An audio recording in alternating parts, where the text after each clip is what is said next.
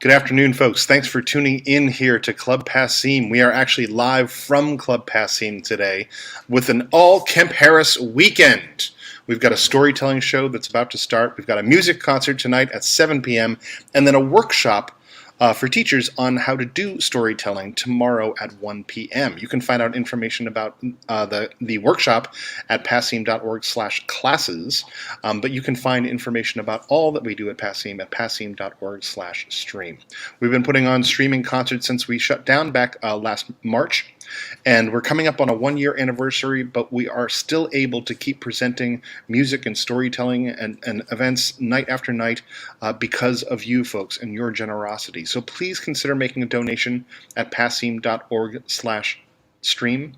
Hit that yellow donate button. It helps us out. We're splitting today with Kemp and also with a charity. We've been doing for Black History Month, Black-run charities, and we will be announcing who tonight's charity is later on once we're all settled, and we are so thrilled that you're tuned in. Make sure you visit the website because you're going to find out information about the School of Music, about the classes and workshops, about the concerts that we've been putting on. We just had our Celtic Festival back in January. We've got our Bluegrass and our Campfire Festivals coming up. We've also relaunched the PAIR Fund, which is the Passim Emergency Artist Relief Fund. Through that fund, which we started back last March, we have raised and distributed over $150,000 to artists to help with their living expenses during the pandemic. So thank you for your generosity and for being here and helping us survive and helping artists survive as well. We are so thrilled to have Kemp in here for music later, but now a little bit of storytelling with Kemp Harris.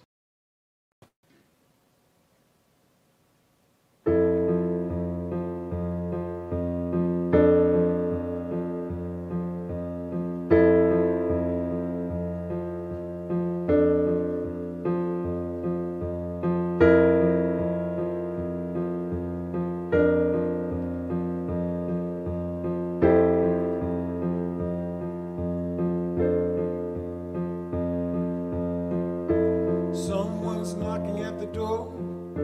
Somebody's ringing the bell. Say, someone's knocking at the door. Somebody's ringing the bell. Would you do me a favor? Yes, open the door. May I come in? Ooh, yes. Someone's knocking at the door. Somebody's ringing the bell. I say, someone's knocking at the door. Somebody's ringing the bell. Would you do me a favor? Open the door. May I come in?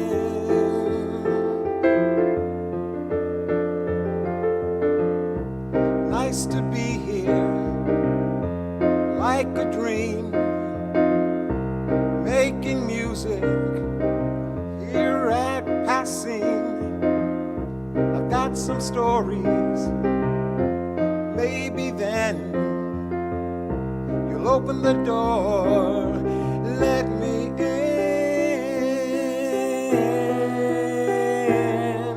Oh yeah. Someone's knocking at the door. Somebody's ringing the bell. I say, someone's knocking at the door. Somebody's ringing the bell. Would you do me a favor? Open the door. May I come in?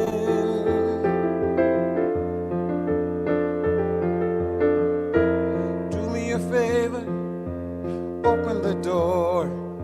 May I come in?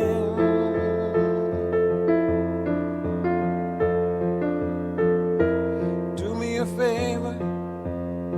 Open the door. May I come in?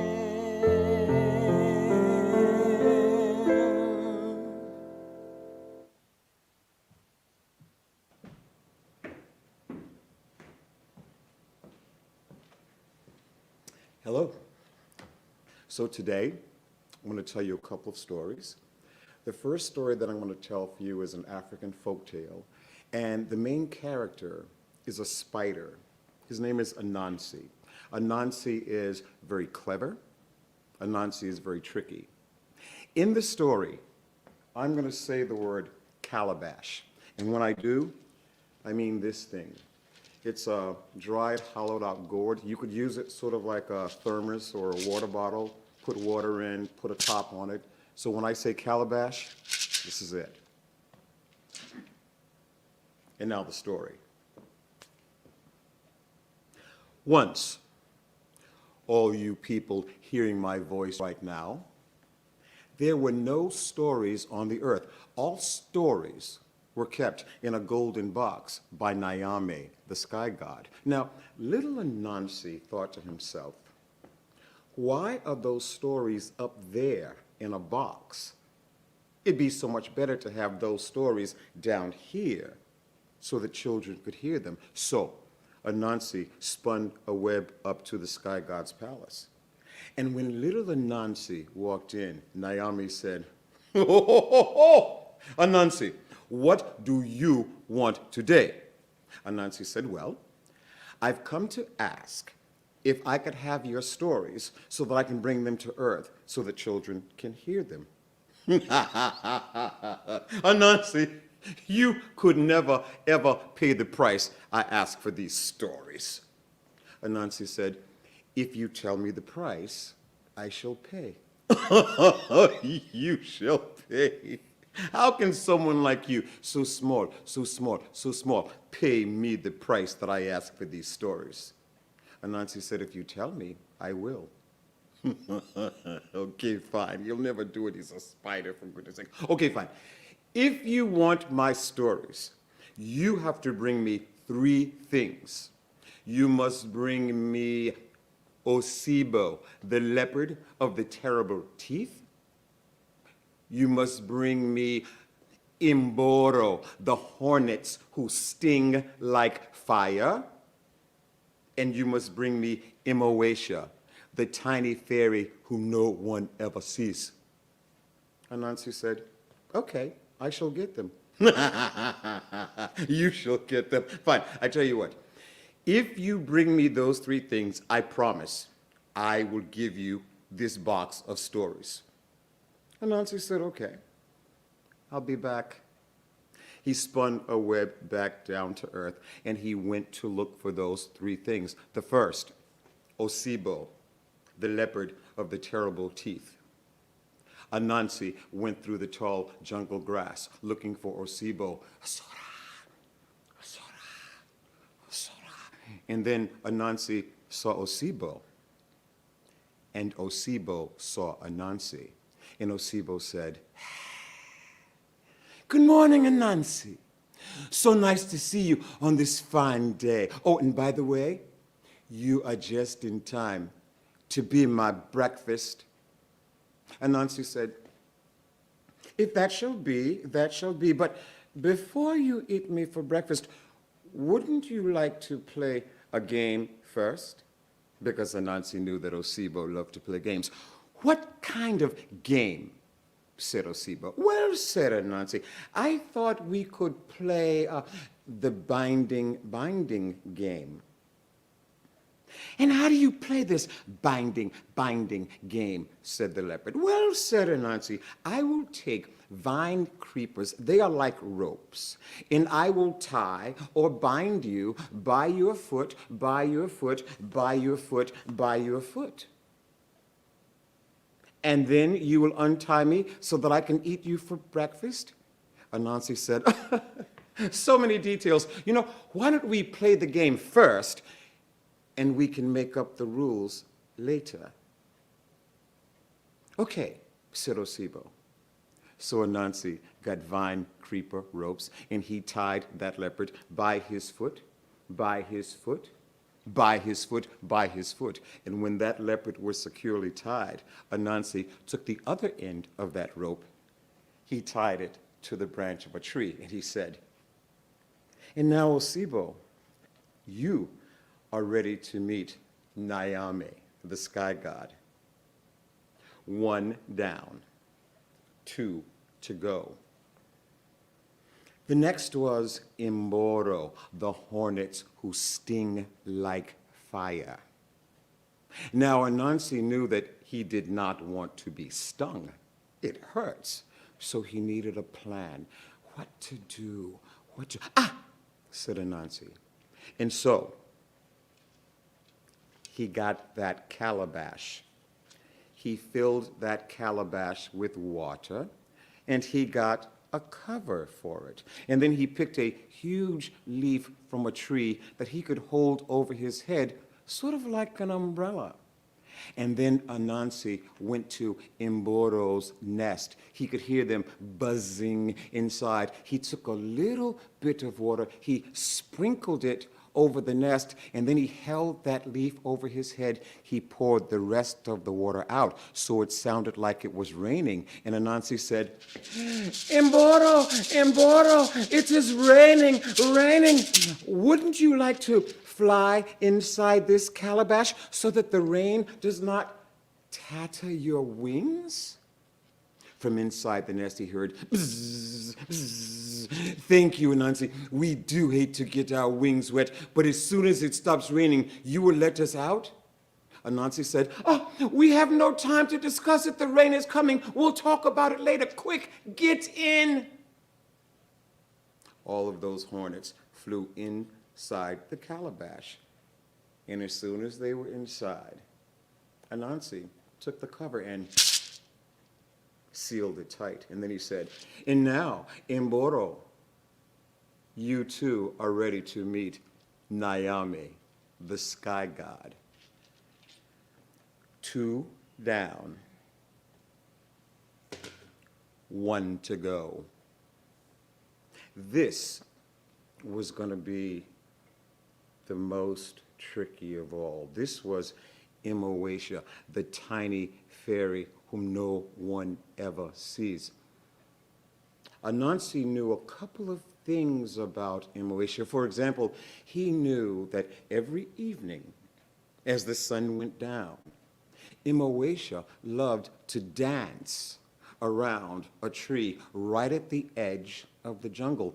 He also knew that Imawesha loved yams, sweet potatoes, loved them. So he thought of a plan.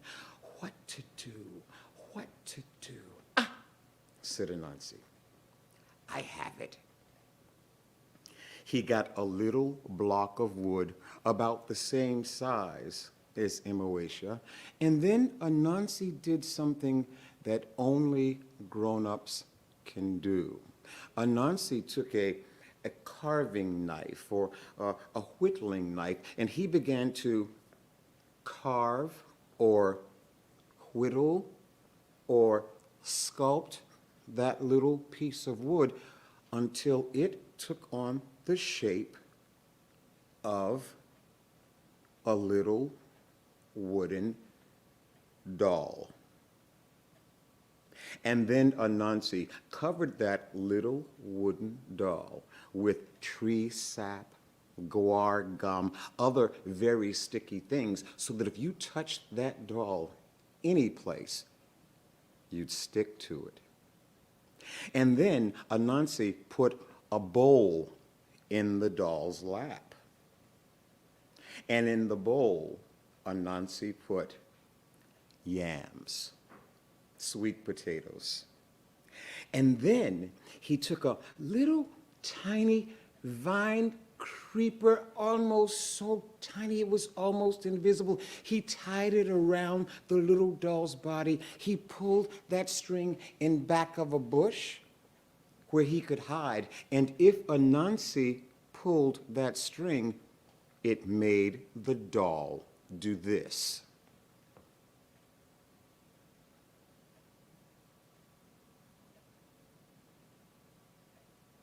And then Anansi waited for the sun to go down. Sure enough, as the sun began to set, out of the jungle came Imawesha, the tiny fairy whom no one ever sees, and she came dancing, dancing, dancing around that tree. She did a couple of pirouettes. She did a couple of triple toe lutzes, and then she saw the gum baby because that is what she called it. And she said, "Good evening, Gum Baby. I hope you are enjoying my dance. I see that you have yams." Anansi pulled the string. The Gum Baby did this.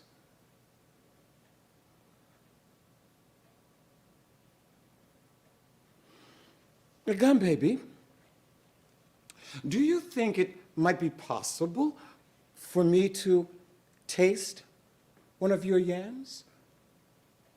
Anansi pulled the string. The Gum Baby did this.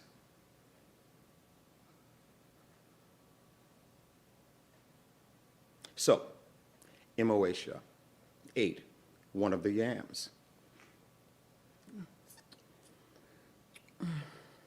"Oh, Gum Baby, those are the most delicious yams. Do you think it would be okay if I were to have another?" Anansi pulled the string. The Gum Baby did this again. And so Imoesha had another yam. And another, and another, and another, and another. She ate them all. When they were all gone, she stood and she said, "Oh, Gum Baby, I'm so sorry. It appears that I have made a pig of myself, but it was ever so kind of you to share. Thank you, Gum Baby." Anansi did not pull the string. Perhaps you didn't hear me. I said, "Thank you, Gum Baby." Anansi did not pull the string. Gum Baby did not move. "Gum Baby, don't you have any manners? When someone says thank you, you are supposed to say you're welcome. Thank you, Gum Baby." Anansi did not pull the string. Gum Baby did not move. "Ooh, Gum Baby, you are so rude." I'm getting very angry. Now, before I continue this story, I need to tell you something. I know that when you have a disagreement with a friend, because I've been in schools before, I know that the cool kids, when they have a disagreement, they use their words, they talk about it, they discuss the problem with their friend, they work it out, and then they get back to the business of being friends. Well, not Imoesha. She never, ever used her words. In fact, the moment she got upset with you, it's so embarrassing to even say this. Okay, fine, I'll tell you. The moment she got upset with you, she'd hit you. Can you imagine? She would just hit you. So she said, "Gum Baby, you are so rude. If you do not say you're welcome the next time I say thank you, I am going to give you such a hit on your crying place. Thank you, Gum Baby." Anansi didn't pull the string.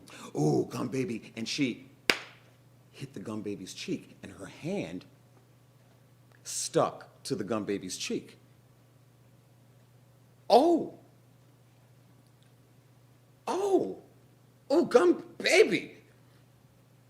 Oh, you know what? I am so upset with you because you don't let go of my hand. Okay, if you do not let go of this hand, I am not kidding you, I will give you another hit on your other crying place. Let me go, Gum Baby." Both hands stuck to the Gum Baby's cheeks. Oh, Gum Baby, okay. I am so mad right now, I'm not kidding you. If you do not let go of both of my hands, I'm going to kick you with my foot. And she hauled her foot, her foot stuck to the Gum Baby.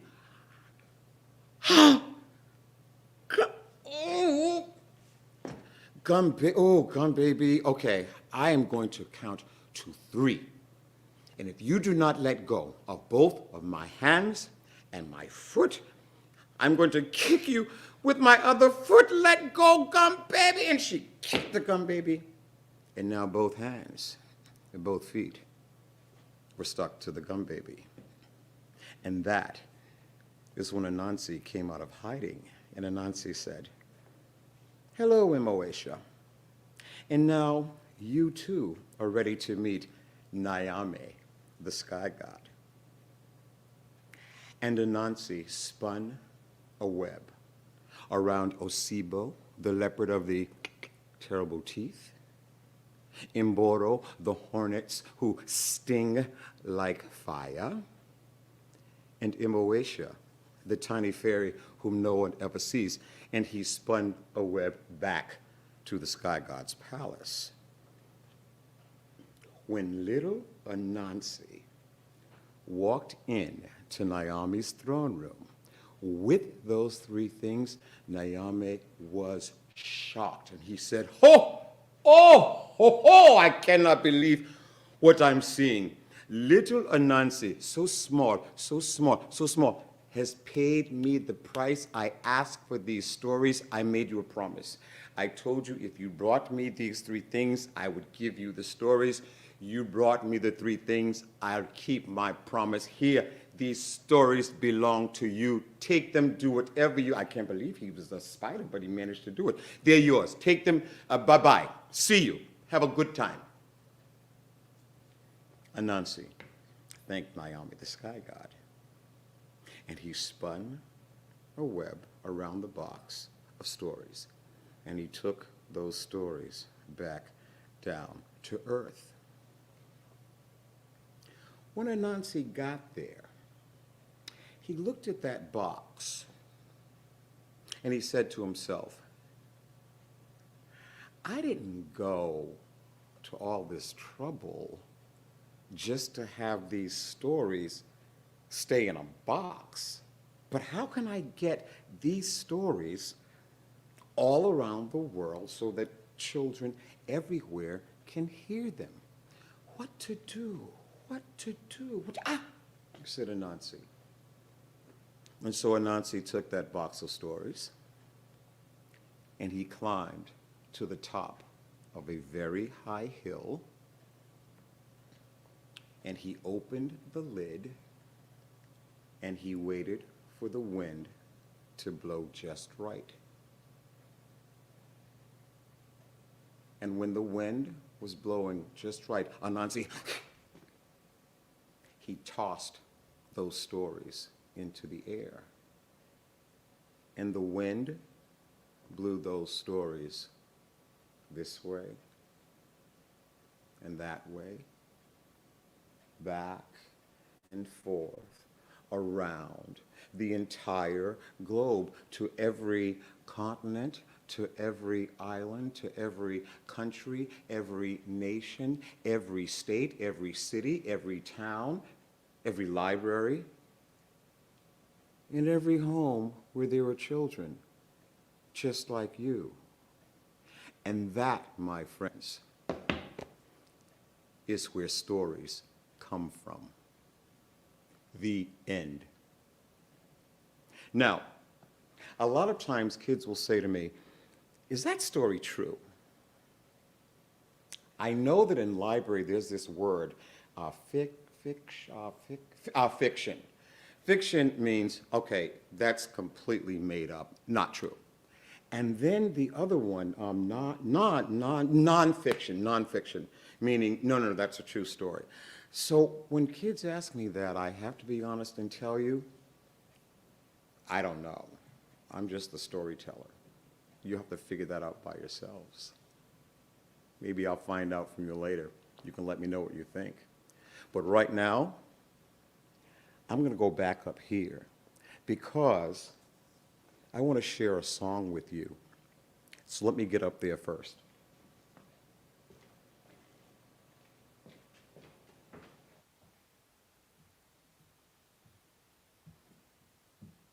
Now, the song that I want to share, it's from this book. This book is called Snow. And I'm going to just read it real fast. I know it's like, the camera's far away, but Here's what happened. I was a kindergarten teacher. I taught kindergarten for like 40 years, kindergarten and first grade. And one day we were doing poetry, and so we made up this little poem with my class. And then one of the kids said, "Hey, Mr. Harris, why don't you turn that into a song?" Okay, so we did that. And then one of the other kids said, "Hey, Mr. Harris, we should make that into a book, like a real book." Okay, so we did. I'm just going to read it real quick, and then I'm going to play the song for you. It goes like this. The song is called Snow. It comes down, it falls all around, everyone knows we love the snow. Covers trees, even covers bumblebees, everyone knows we love the snow. It's so light, we could have a snowball fight, everyone knows we love the snow. Snow falls down on everyone. Snow don't know your name. Snow don't care what color you are. Treats everyone the same. It's so bright, it could snow all night. Everyone knows we love the snow. It's so cool, might even close my school. Everyone knows we love the snow. We love the snow. We love it. Yeah. So now I'm going to sing to you the song so that you can hear what we used to do when I was a kindergarten teacher. It goes like this.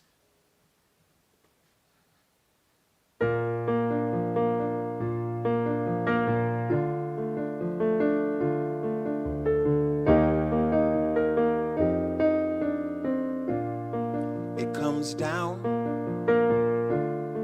it falls all around. Everyone knows we love the snow. Covers trees, even covers bumblebees. Everyone knows we love the snow. It's so light, we could have a snowball fight. Everyone knows we love the snow. 'Cause snow falls down on everyone. Snow don't know your name. Snow don't care what color you are. It treats everyone the same. It's so bright, it could snow all night. Everyone knows we love the snow. It's so cool, might even close my school. Everyone knows we love the snow. We love the snow. We love it, yeah.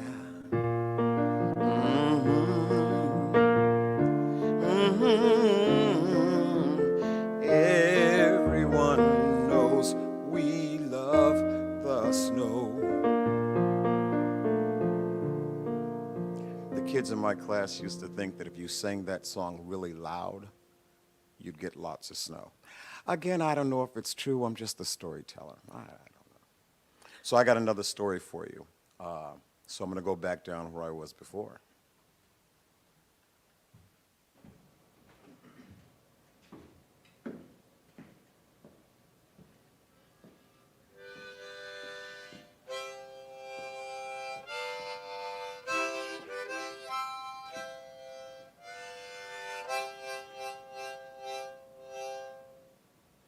Oh, the way I heard it, Adam had always liked music. Even when he was in kindergarten, he liked all kinds of music. He liked bluegrass, hip hop, opera, rhythm and blues, soul music, country western music. He liked all kinds of music, jazz, but his favorite music was music which was called the blues. And his favorite thing to do when he came home from school was to play his mom's album, LP.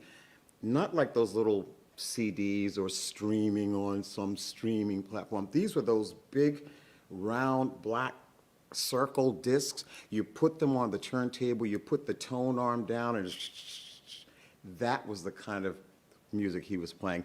And his favorite artist was this guy whose name was Willie Joe Thornton. And Willie Joe Thornton was a blues musician, and Willie Joe Thornton played the harmonica. Well, one day, on the way home from school, Adam looks up at a telephone pole and he sees a sign. And the sign says, Friday night, in concert, Town Hall, Willie Joe Thornton, 8 o'clock. Adam was like, whoa, Friday? It's also my birthday. So he runs home. He was like, Mom, you know that guy, Willie Joe Thornton? His mom said, yeah. Yeah, well, he's coming to our town Friday. His mom said, okay. Adam said, well, Friday, my birthday, Willie Joe Thornton. His mom said, okay, well, we'll see what happens. Adam was a little bit, let down because he was sure she'd be more excited than that. So next day, it was Friday, it was his birthday, but he was, kind of moping around. He went to bed and got up the next morning for school, and he came down to the breakfast table, and he was sitting there poking his spoon at his cereal. His mom, she looked at him, and she couldn't keep the secret anymore. And she said, Adam, yeah. She said, not only did I know that Willie Joe Thornton was coming, but I got tickets. You got tickets? She said, yeah. And I also got you this. You were the bestest mom ever, and I love you 1,000 times. His mom said, okay, so after dinner, we'll get in the car, head down to town hall. So have a good day at school, and I'll, see you when you get out of school. Adam was so excited. He put the harmonica in his pocket, and he went to school. He's in school, and he's right in the middle of it's like, reading class. They're like doing short vowels and stuff like that, and without even knowing it, he didn't even know his hand went there. His hand goes into his pocket, and he takes out his harmonica, and he starts.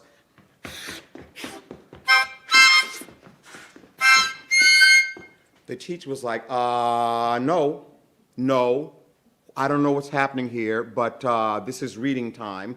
Adam said, oh, you know what, I'm really sorry, but see, because today is my birthday, and my mom's gonna take me to this concert tonight to see Willie Joe Thornton, and the teacher said, I don't care. I don't care about that. Just put that thing away, or I'm taking it. Okay. So sorry, I'm sorry. Next class, social studies. They're right in the middle of talking about Mexico, what crops grow there, and again, his hand goes into his pocket, out comes the harmonica, and he's... Teacher was like, I heard from the reading teacher all about this. I know it's a harmonica. I don't care why you have it, but I do know that if you make another sound, I'm going to take it and I'll keep it for the entire weekend. Adam said, okay, I'm sorry. Okay, I'll put it away. I'm done. Okay, all right, I'm done. He managed to get through the rest of the day. He gets home. He sits down with his mom. They're having dinner. Adam says, Mom, what time is it? She said, 5:30. He said, okay. Mom, what time is it now? She said, it is 5:32. Okay. Mom, what? She said, listen, if you ask me one more time, we're not going to go. He said, okay, I'll wait. Finally, 7:30 comes. They get in the car. They drive to town hall. Now, when I tell you she had tickets, she had third row center seats. Now, a lot of people think first row is best, but when you're in the first row, you have to hold your neck up like this to look up at the stage, but third row, relaxed, you can see everything, great seats. At exactly 8 o'clock, house lights go down. And a voice says over the loudspeaker, "Ladies and gentlemen, there will be no recording devices or photographs allowed. And now, without further ado, Willie Joe Thornton."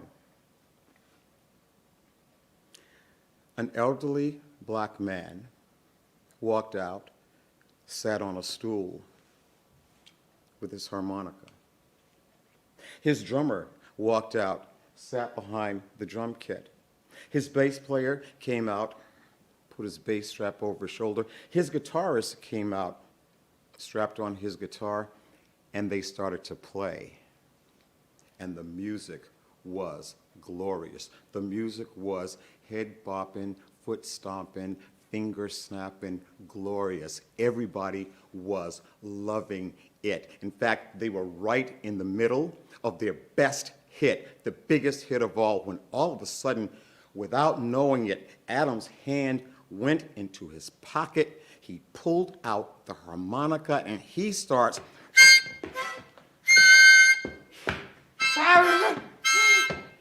People in the audience were like, whose kid is that? I did not pay this kind of money to listen to some kid.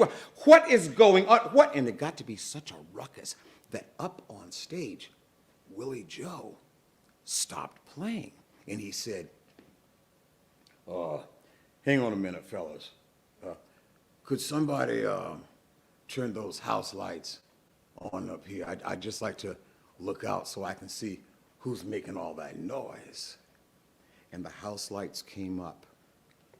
And Willie Joe looked, third row, center seat, directly at Adam. And he said, "Is that you out there making all that noise, son?"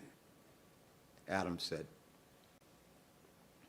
"It is, sir, and I'm really sorry, but my name is Adam, and I really like your music, and today is my birthday, and my mom gave me a harmonica, and one day I'm going to play just like you." And Willie Joe just sort of smiled to himself a little bit, and he said, "Hey, I'm going to tell you something, son. I don't play just like nobody else, and nobody else plays just like me. I just do what I can do, and I pass it on.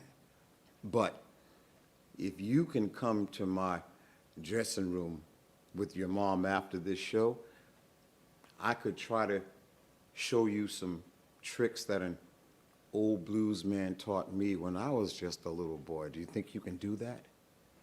Adam looked up at his mom, and she said yes. Adam said yes.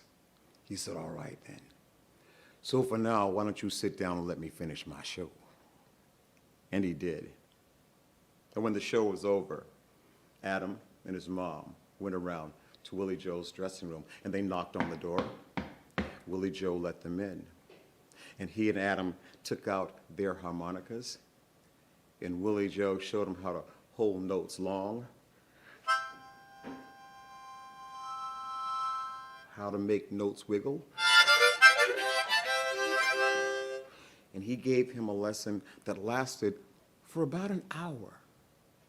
And when that lesson was over, Willie Joe said, "Now I want you to remember something, son. You won't play just like nobody else, and nobody else will play just like you. You just do what you can do, and you pass it on. And if you want it bad enough, and if you practice, you'll be good. And you know what I'm gonna do?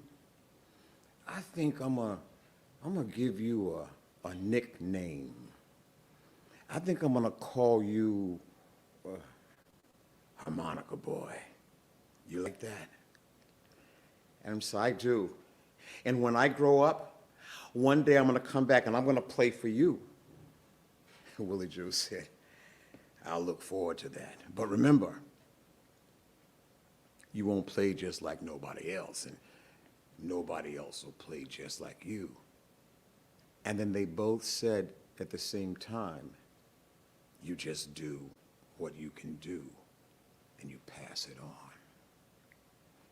And that's exactly what Adam did. He practiced all the time. In fact, he practiced so much that he did get good. And as he became an adult, he was so good that he had his own band, and he had his own CDs, and they were good.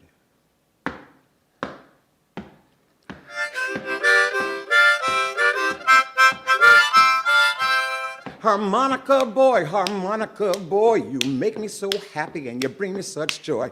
Keep on doing it the way that you do, 'cause don't nobody play it exactly like you. So come on. Harmonica boy.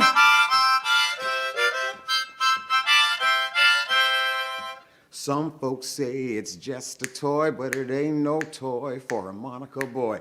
Some folks say it's just a toy, but it ain't no toy for harmonica boy. Harmonica boy, you play so fine. You play like a monkey jumping out of his mind. Really like to listen to the music that you make, and I really like to watch when you shake, shake, shake. Come on.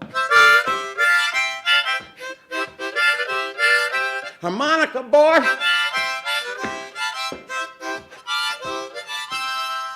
Some folks say it's just a toy, but it ain't no toy for harmonica boy.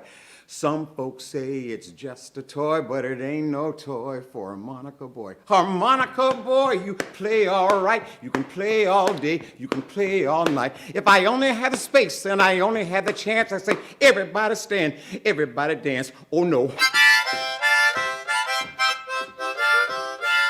Harmonica boy.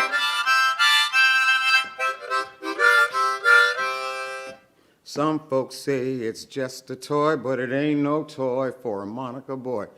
Some folks say it's just a toy, but it ain't no toy for harmonica boy. Well, Adam remembered that he had told Willie Joe that when he grew up, he'd come back and play for him someday. Now, Adam knew that Willie Joe lived in Clarksdale, Mississippi. So one day he got on a bus to Clarksdale, Mississippi. And when he got off the bus, it was just a little, almost teeny tiny town, not a lot of buildings or anything. And he got off the bus and he went into this general store. There was a man sitting behind the counter reading the paper. Adam walked in and he said, excuse me, sir. My name is Adam, but they call me Harmonica Boy. Anyway, when I was a kid, there was an old blues man who taught me how to play this harmonica. And I told him that someday I'd come back and play for him. So I'm wondering, do you know where I might find Willie Joe Thornton? The man behind the counter put his newspaper down, looked over his glasses and said, "You mean that old man used to have all them records and played that harmonica thing?" Yeah, I know where he lives. He lives out in the country, and here's how you get there. You want to walk down this road about a mile, and when you come to the big maple tree, you want to turn to the right. About 500 yards past that, you're going to see a big yellow house, big screen porch. And he lives out there with his two daughters. He's out there now. He ain't going nowhere. You'll find him. Adam thanked him. And he walked down that road for about a mile. And when he came to the big maple tree, he turned right. And then he could see about 500 yards down, he saw that big yellow house. And he saw that big screen porch. As Adam approached that screen porch door, he could see through the screen a figure just sitting in a rocking chair, rocking back and forth. Adam walked up to the door and he knocked and he said, "Excuse me, sir. My name," and before he could say it, he heard a familiar voice say, "Your name is Harmonica Boy. I've been waiting for you to come back." Adam opened the door and those two men shook hands and they hugged each other and they caught up on old times, and then they took out their harmonicas and they held notes long. They made notes wiggle. And they played every song they wanted to play. They played for a couple of hours. And when they were all played out, Adam looked at Willie Joe and he said, "I want to thank you, sir. I want to thank you for taking the time to teach me something when I was just a kid. You didn't have to do that, but I'm glad you did. Thank you." And Willie Joe said, "And I want to thank you, because you said you'd come back and play, and I've been waiting for this. This was a special day, so thank you. And do you remember what I told you?" Adam said, "Yeah. You said that I wouldn't play just like nobody else, and nobody else would play just like me." And then they both said at the same time, "You just do what you can do, and you pass it on." Well, Adam had to get back home because the next night was Friday, and Adam had a concert in his hometown at Town Hall at 8 o'clock in the same place he first saw Willie Joe all those years ago. Finally, 8 o'clock Friday night, the house lights went down, and a voice said over the loudspeaker, "Ladies and gentlemen, there will be no recording devices allowed and no photographs taken. And now, without further ado, Adam Harmonica Boy." Adam walked out onto the stage. He sat down on the stool with his harmonica. His drummer came out and sat behind the drum kit. His bass player came out with his bass strap over his shoulder. His guitarist came out and strapped his guitar on, and they started to play. And the music was glorious. The music was foot stomping, head bopping, finger snapping, toe tapping, glorious. In fact, everybody was loving it. They were so into it. And when they got to their biggest hit, they were right in the middle of their best song, and everybody was totally grooving to it when all of a sudden they heard,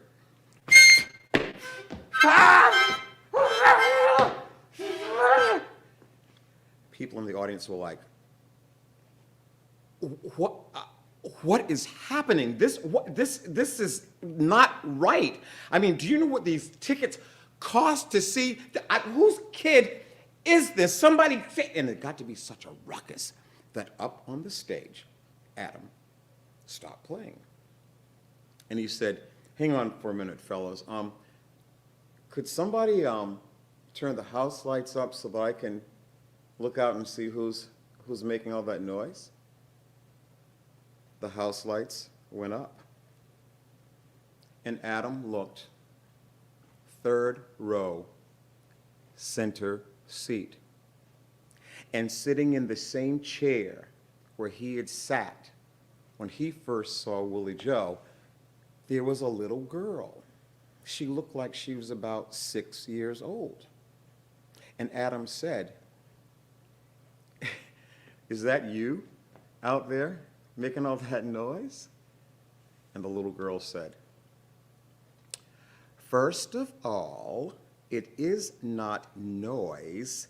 It is called harmonica music. Today is my birthday. My name is Elizabeth, and I'm 6. And I have all of your CDs, and my mom and dad gave me this harmonica because one day I'm going to play just like you." And for a moment, Adam just closed his eyes and smiled to himself. And he looked at Elizabeth and he said, wow, I got to tell you something. I don't play just like anybody else, and nobody else plays just like me. I just do what I can do and pass it on. But if you'd like, you can come to my dressing room with your mom and dad after the show, and I will teach you some tricks that an old blues man taught me when I was just a kid about your age. Do you think you can do that? And Elizabeth said, of course, I'm 6 years old. He said, okay, fine, whatever. Why don't you sit down and let me finish my show, and I'll see you after. And he did. He finished the show. And when he went back to his dressing room, he heard a knock at the door.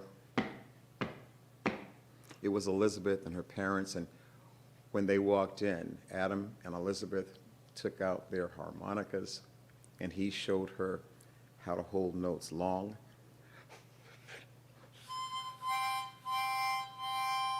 how to make notes wiggle. And he gave her a lesson that must have lasted almost an hour. And when the lesson was over, Adam said, now, Elizabeth, remember, you won't play just like me, and nobody else will play just like you. You just do what you can do, and you pass it on. But if you want it bad enough, and if you really practice, you can be good. And I think I'm going to give you a nickname. I think I'm going to call you Harmonica Girl. You like that? Elizabeth said, yeah. And one day when I grow up, I'm going to come back and play for you. And again, Adam closed his eyes and he smiled and he said, I'll look forward to that, Elizabeth. But remember, you won't play just like anybody else. And nobody else will play exactly like you. You just do what you can do. And then they both said at the same time, and pass it on. You just do what you can do and pass it on.